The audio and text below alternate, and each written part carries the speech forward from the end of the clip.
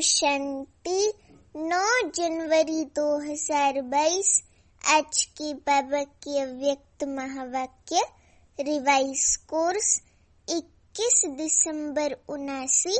मुरली का टॉपिक है त्रिदेव रचयिता द्वारा वरदानों की प्राप्ति। त्रिदेव रचयिता द्वारा वरदानों की प्राप्ति। आज बाबा कहते कि आज त्रिदेव रचयिता अपनी साकारी और आकारी रचना को देख रहे हैं। दोनों रचना अति प्रिय हैं, इसलिए रचता रचना को देख हर्षित होते हैं।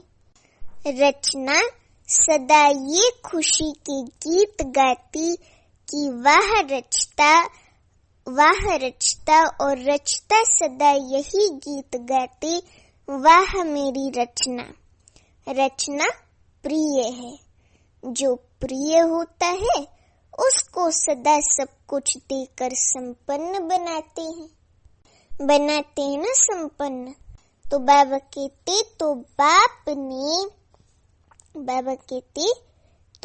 बाप ने हर एक श्रेष्ठ रचना को विशेष तीनों संबंध से कितना संपन्न बनाया है।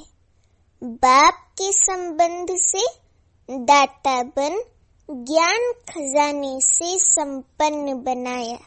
शिक्षक रूप से भाग्य विधाता बन अनेक जन्मों के लिए भाग्यवान बनाया।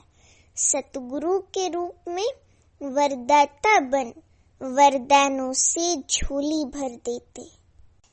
बाबा कहते ये है अविनाशी स्नेह व प्यार की विशेषता यही है। जिससे प्यार होता है उसकी कमी अच्छी नहीं लगेगी, कमी को कमाल के रूप में परिवर्तन करेंगे। बाप को बच्चों की कमी सदा कमाल के रूप में परिवर्तन करने का सदा शुभ संकल्प रहता है। प्यार में बाप को बच्चों की मेहनत देखी नहीं जाती। कोई मेहनत आवश्यक हो तो करो, लेकिन ब्राह्मण जीवन में मेहनत करने की आवश्यकता ही नहीं है ना। कोई आवश्यकता ही नहीं मेहनत करने की, मोहब्बत से पुरुषार्थ होता है। तो बाबा कहते कि कोई मेहनत की आवश्यकता ही नहीं, क्योंकि दाता विधाता और वरदाता तीनों संबंध से इतने संपन्न बन जाते हो जो बिना मेहनत रूहानी मौज में रह सकते हो। वर्षा भी है, पढ़ाई भी है और वरदान भी है। जिसको तीनों रूपों से प्राप्ति हो, ऐसे सर्व प्राप्ति वाली आत्मा को मेहनत करने की क्या आवश्यकता है? नहीं है, क्योंकि दाता विधाता और वरदाता। बाबा कहते कोई मेहनत करने की आवश्यकता ही नहीं है ना, क्योंकि दाता विधाता वरदाता तीनों संबंध से इतने संपन्न बन जाते हो जो बिना मेहनत रूहानी मौज में रह सकते हो। और बाबा ने कहा वर्षा भी है, पढ़ाई भी और वरदान भी है। जिसको तीनों रूपों से प्राप्ति हो, ऐसे सर्व प्राप्ति वाली आत्मा को मेहनत करने की क्या आवश्यकता है? कभी वर्षे के रूप में व बाप को दाता के रूप में याद करो तो रूहानी अधिकारीपन का नशा रहेगा। शिक्षक के रूप में याद करो तो गॉडली स्टूडेंट अर्थात भगवान के अधिकारीपन का नशा रहेगा। भगवान के स्टूडेंट हैं, इस भाग्य का नशा रहेगा, अर्थात बहुत रूहानी नशा रहेगा। बाबा कहते सतगुरु शिव बाबा हर कदम में वरदानों से चला रहा है। हर कर्म में श्रेष्ठ मत वरदाता का वरदान है। जो हर कदम श्रेष्ठ मत से चलते हैं, अर्थात बाबा की श्रीमत से चलते हैं, तो बाबा कहते उसको हर कदम में कर्म की सफलता का वरदान सहज, स्वतः और अवश्य प्राप्त होता है। सतगुरु की मत श्रेष्ठ गति को प्राप्त कराती है, गति सदगति की प्राप्ति कराती है। श्रेष्ठ मत और श्रेष्ठ गति, बाबा कहते हैं बच्चों को श्रेष्ठ मत और श्रेष्ठ गति अपनी स्वीट होम अर्थात गति और स्वीट राज्य अर्थात गति अर्थात सदगति, इसको तो प्राप्त करते ही हो, लेकिन ब्राह्मण आत्माओं को और विशेष गति प्राप्त होती है। वे है इस समय भी श्रेष्ठ मत के श्रेष्ठ कर्म का प्रत्यक्ष फल अर्थात सफलता। ये श्रेष्ठ गति सिर्फ संगम युग पर ही आप ब्राह्मणों को प्राप्त है। इसलिए कहती हैं जैसी मत वैसी गत, कहते हैं ना ऐसे, जैसी मत वैसी गत। वो लोग तो समझते हैं मरने के बाद गति मिलेगी, इसलिए अंतमति सुगति कहते हैं। लेकिन आप ब्राह्मण आत्माओं के लिए इस अंतिम मरजीवा जन्म में हर कर्म की सफलता का फल अर्थात गति प्राप्त होने का वरदान मिला हुआ है। वर्तमान और भविष्य ये सदा गति सदगति है ही है। भविष्य के इंतजार में तो नहीं रहते हो ना। सत्युग की प्राप्ति का यही महत्व है।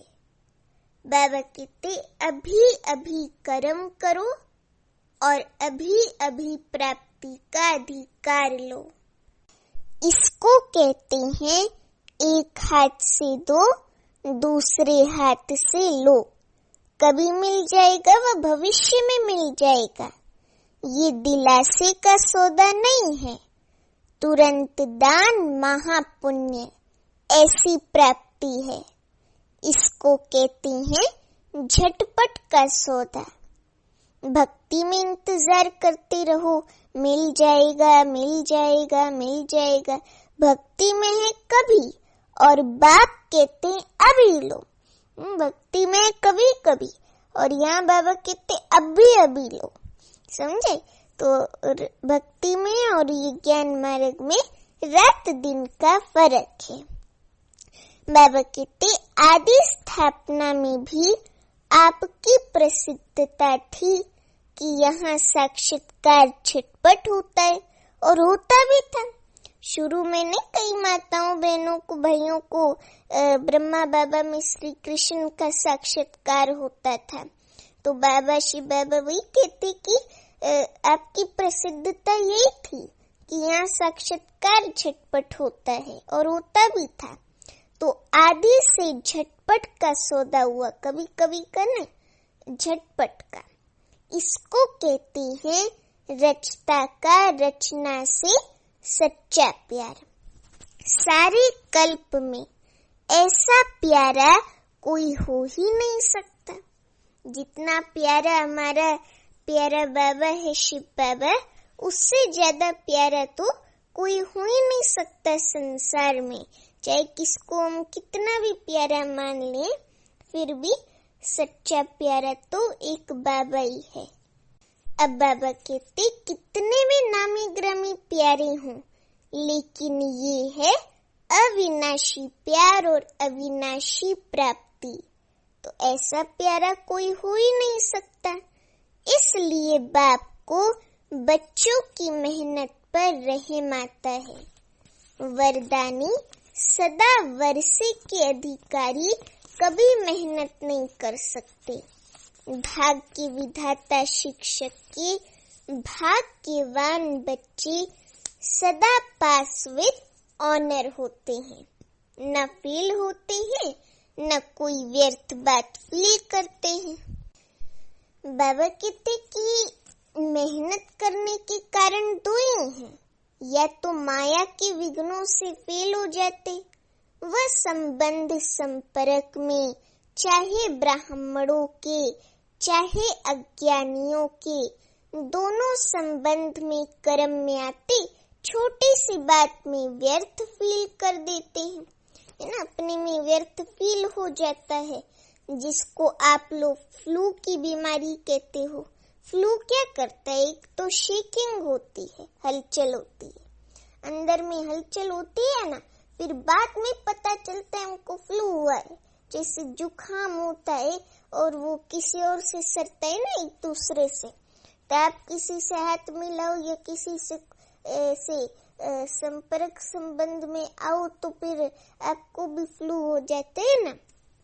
तो ऐसे ही बहुत सारे फ्लू हो जाते हैं। तो बाबा कहते हैं कि फ्लू में क्या होता है, फ्लू क्या करता है? एक तो शेकिंग हलचल होती है, उसमें शरीर हिलता है और ये यहाँ पे आत्मा की स्थिति हिलती है, मन हिलता है और मुख कड़वा हो जाता है, मुख में गुस्सा आ जाता है, मुख जैसा करेला बन जाता है। यहाँ भी मुख से कड़वे बोल बोलने लग पड़ते हैं, पता नहीं क्या क्या। और क्या होता है, कभी सर्दी कभी गर्मी चढ़ जाती है ना, कभी ठंडे रहेंगे एकदम शांत स्वरूप और कभी एकदम गर्म हो जाएंगे, है ना, गुस्से में लाल पीले हो जाएंगे। बाबा भी वही कहते, यहाँ भी जब फीलिंग आती है तो अंदर जोश आता है, गर्मी चढ़ती है। इसने ये क्यों कहा, ये क्यों किया? बाबा कहते ये जोश है, उल्टा जोश, अनुभवी तो हो ना। और क्या होता है, खाना पीना कुछ अच्छा नहीं लगता है। यहाँ भी कोई अच्छी ज्ञान की बात भी सुनाएंगे तो भी उनको अच्छी नहीं लगेंगी। आखिर रिजल्ट क्या होती, कमजोरी आ जाती है। यहाँ भी कुछ समय तक कमजोरी चलती है ना। इसमें न फेल हो न फील करो। बाप दादा श्रेष्ठ मत देते हैं, शुद्ध फीलिंग तक शुद्ध फीलिंग रहे। मैं सर्वश्रेष्ठ अर्थात कोटों में कोई आत्मा हूँ। मैं देवात्मा, महान आत्मा, ब्राह्मण आत्मा, विशेष पार्टधारी आत्मा हूँ। इस फीलिंग में रहने वाले को व्यर्थ फीलिंग का फ्लू नहीं होगा। व्यर्थ फीलिंग जो है ना, मन बुद्धि को टच भी नहीं कर पाएगा, है ना, उस फ्लू की तरह। तो इसलिए व्यर्थ फीलिंग के फ्लू से फिर बच जाएंगे। तो बाबा कहते इस शुद्ध फीलिंग में रहो। जहाँ शुद्ध फीलिंग होगी वहाँ अशुद्ध फीलिंग नहीं हो सकती। तो फ्लू की बीमारी से अर्थात मेहनत से बच जाएंगे और सदा स्वयं को ऐसा अनुभव करेंगे कि हम किससे पल रहे, वरदाता बाबा शिव बाबा के वरदानों से पल रहे हैं, वरदानों से आगे उड़ रहे हैं, वरदानों से सेवा में सफलता पा रहे हैं। मेहनत अच्छी लगती है, वह मेहनत की आदत पक्की हो गई है। मेहनत अच्छी लगती है, वह मौज में रहना अच्छा लगता है। कोई कोई को मेहनत के काम बगैर और कोई काम अच्छा नहीं लगता है।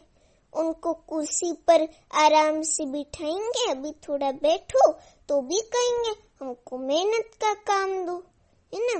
ये तो आत्मा की मेहनत है और आत्मा 63 जन्म मेहनत कर थक गई है।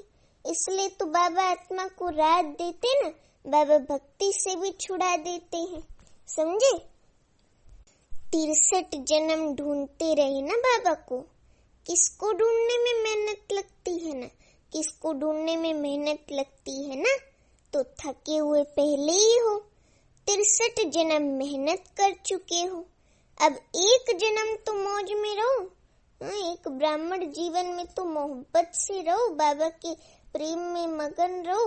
अब भी क्यों मेहनत करते हो, है ना। मेहनत करना बहुत, ये करना, इतना मेहनत करना ये अच्छी बात नहीं है। बाबा मोहब्बत से पुरुषार्थ करने को बोलते हैं। 63 जन्म मेहनत कर चुके हो, अब एक जन्म तो मौज में रहो। 21 जन्म तो भविष्य की बात है, लेकिन ये एक जन्म विशेष है। मेहनत और मौज दोनों का अनुभव कर सकते हो। भविष्य में तो वहाँ ये सब बातें भूल जाएंगी।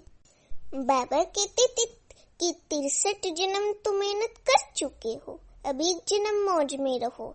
21 जन्म तो भविष्य की बात है, लेकिन ये एक जन्म विशेष है। मेहनत और मौज दोनों का अनुभव कर सकते हो। भविष्य में तो वहाँ ये सब बातें भूल जाएंगी। मजा तो अभी है, दूसरे मेहनत कर रहे हैं, आप मौज में हो। अच्छा, बाबा कहते टीचर्स ने भक्ति की है, कितने जन्म भक्ति की है? इस जन्म में तो नहीं की ना, इस जन्म में तो नहीं की है ना भक्ति।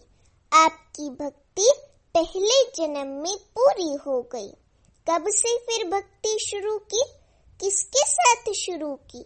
ब्रह्मा बाबा के साथ साथ आपने भी भक्ति की है। कौन से मंदिर में की? कौन से मंदिर में की? तो भक्ति की भी आदि आत्माएं हो और ज्ञान मार्ग की भी आदि आत्माएं हो। देखो आज बाबा ने कितना अच्छा कॉन्ट्रास्ट समझाया कि भक्ति मार्ग की भी आदि आत्माएं हो। जब से ब्रह्मा बाबा भक्ति कर रहे तब से भक्ति कर रहे हो, उसके पहले से, और ज्ञान मार्ग में भी आदि आत्माएं हो। आदि की भक्ति में अव्यभिचारी भक्ति होने कारण भक्ति का आनंद सुख उस समय के प्रमाण कम नहीं हुआ। वे सुख और आनंद भी अपने स्थान पर श्रेष्ठ रहा। भक्तमाला में आप हो? बाबा मुझसे पूछते हैं, भक्तमाला में हो? जब भक्ति आपने शुरू की तो भक्तमाला में नहीं हो। डबल फॉरेनर्स भक्तमाला में थे, भक्त बने या भक्तमाला में थे? अभी सब सोच रहे हैं कि हम थे व नहीं थे। विजयमाला में भी थे, भक्तमाला में भी थे। पुजारी तो बने लेकिन भक्तमाला में थे। भक्तमाला अलग है। आप तो ज्ञानी सो भक्त बने, वे तो हैं भगत। तो भक्तमाला और ज्ञानियों की माला में अंतर है। बाबा कहते ज्ञानियों की माला है विजय माला, वैजयंती माला। बाबा कहते ना कि बाप की वैजयंती माला में पिरोने वाली बनो, तो विजय माला है अष्ट रत्नों की माला, 108 की माला। तो बाबा कहते कि और जो सिर्फ भक्त बने हैं, ऐसे नौदा भक्त जो भक्ति के बिना और बात सुनना ही नहीं चाहते, वे भक्ति को ही श्रेष्ठ समझते हैं। तो भक्तमाला अलग है और ज्ञानमाला अलग है। भक्ति जरूर की, लेकिन भक्तमाला में नहीं कहेंगे, क्योंकि भक्ति का पार्ट बजाने के बाद आप सभी को ज्ञान में आना है। वे नौदा भक्त हैं और आप नौदा ज्ञानी हो। वे नौदा भक्त हैं और हम नौदा ज्ञानी हैं। आत्मा में संस्कारों का अंतर है। समझे? आत्मा में संस्कारों का अंतर है। भक्त माना सदा ममता के संस्कार होंगे। मैं नीच हूँ, बाप ऊंचा है, ये संस्कार होंगे। वे रॉयल भिखारी हैं और आप आत्माओं में अधिकारीपन के संस्कार हैं। इसलिए परिचय मिलते ही, बाबा का ज्ञान मिलते ही हम क्या बन गए? अधिकारी बन गए। समझा? भक्तों को भी कोई जगह दो ना, दोनों में आ पाएंगे क्या? उनों का भी आधा कल्प है, आपका भी आधा कल्प है। उनों को भी गायन माला में आना ही है। फिर भी दुनिया वालों से तो अच्छे हैं और तरफ तो बुद्धि नहीं है, बाप की तरफ ही है। शुद्ध तो रहते हैं। पवित्रता का फल मिलता है किस चीज का? गायन योग्य होने का। आपकी पूजा होगी, उन्हों की पूजा नहीं होती। बाबा कहते कि आपकी पूजा होगी, उन्हों की पूजा नहीं होगी, है ना। सिर्फ स्टैचू बना के रखते हैं गायन के लिए। मीरा का कभी मंदिर नहीं होगा। देवताओं मिसल मीरा की पूजा नहीं होती, सिर्फ गायन है। अभी लास्ट जन्म में चाहे किसी को भी पूज लेवे, धरनी को भी पूजें तो वृक्ष को भी पूजें, लेकिन नियम प्रमाण उन्हों का सिर्फ गायन होता है, पूजन नहीं। बाबा कहते आप तो पूज्य भी बनते हो, तो हम कितने श्रेष्ठ भाग्यवान हैं। हम तो गायन योग्य भी हैं, तो साथ में पूजनीय भी हैं। गायन योग्य भी और पूजन योग्य भी हैं। आप पूज्य बनते हो तो आप पूजनीय आत्माएं हो, ये नशा सदा स्मृति में रखो। पूज्य आत्मा कभी कोई अपवित्र संकल्प को टच भी नहीं कर सकती, ऐसे पूज्य बनो। अच्छा, चारों ओर की वर्षे के अधिकारी आत्माओं को सदा पढ़ाई में पास विद ऑनर होने वाली, सदा वरदानों द्वारा वरदानी बन औरों को भी वरदानी बनाने वाले ऐसे बाप, शिक्षक और सतगुरु के प्यारे, सदा रूहानी मौज में रहने वाली श्रेष्ठ आत्माओं को बाप दादा का याद, प्यार और नमस्ते। अभी हम रूहानी बच्चों की रूहानी माता पिता बाप दादा को याद, प्यार, गुड मॉर्निंग और नमस्ते। अच्छा, अभी अव्यक्त बाप दादा पंजाब राजस्थान ग्रुप से मुलाकात करते बाबा कहते, सदा अपने को होली हंस अनुभव करते हो। होली हंस अर्थात समर्थ और व्यर्थ को परखने वाले। वे जो हंस होते हैं वो कंकड़ और रतन को अलग करते हैं, मोती और पत्थर को अलग करते हैं। लेकिन आप होली हंस किसको परखने वाले हो? समर्थ क्या है और व्यर्थ क्या है, शुद्ध क्या है और अशुद्ध क्या है। जैसे हंस कभी कंकड़ को चुग नहीं सकता, अलग करके रख देगा, छोड़ देगा, ग्रहण नहीं करेगा, ऐसे आप होली हंस व्यर्थ को छोड़ देते हो और समर्थ संकल्प को धारण करते हो। अगर व्यर्थ आ भी जाए तो बाबा कहते धारण नहीं करेंगे। व्यर्थ को अगर धारण किया तो होली हंस नहीं कहेंगे। अगर व्यर्थ को धारण किया, व्यर्थ भी एक तरीका कंकड़ है, किचड़ा है, अगर उसको धारण किया तो बाबा कहते कि बगुला है। जैसे कि बाबा वही कह रहे हैं, व्यर्थ को अगर धारण किया तो होली हंस नहीं कहेंगे, वे तो बगुला धारण करता है। व्यर्थ तो बहुत सुना, बोला, किया, लेकिन उसका परिणाम क्या हुआ? गवाया, सब कुछ गवा दिया ना, तन भी गवा दिया। देवताओं के तन देखो और अभी के तन देखो, क्या है, कितना अंतर है। जवान से भी वे अच्छे हैं, जवान से भी वे अच्छे हैं। तो तन भी गवाया, मन का सुख शांति भी गवाया, धन भी गवाया। आपके पास कितना धन था? बाबा में स्मृति दिलाते कि आपके पास कितना धन था। अखुट धन था सतयुग में। सोने चांदी की शर्फियां भरी हुई थी, बहुत धन था, अरब खरब धन था। बाबा कहते अभी मिट्टी का भी मूल्य हो गया है, लेकिन वहाँ रत्नों से तो खेलेंगे, रत्नों से मकान की सजावट होगी। तो कितना जमा कर रहे हो? जिसके पास जमा होता है उसको खुशी होती है। अगर जमा नहीं होता तो दिल छोटी होती है, जमा होता है तो दिल बड़ी होती है, अर्थात दिल बहुत खुश होती है। अभी कितनी बड़ी दिल हो गई है। तो हर कदम में जमा का खाता बढ़ता जाता है। या कभी कभी जमा करते हो? अपना चार्ट अच्छी तरह से देखा है? ऐसे समय पर भी कभी कभी व्यर्थ तो नहीं चल जाता?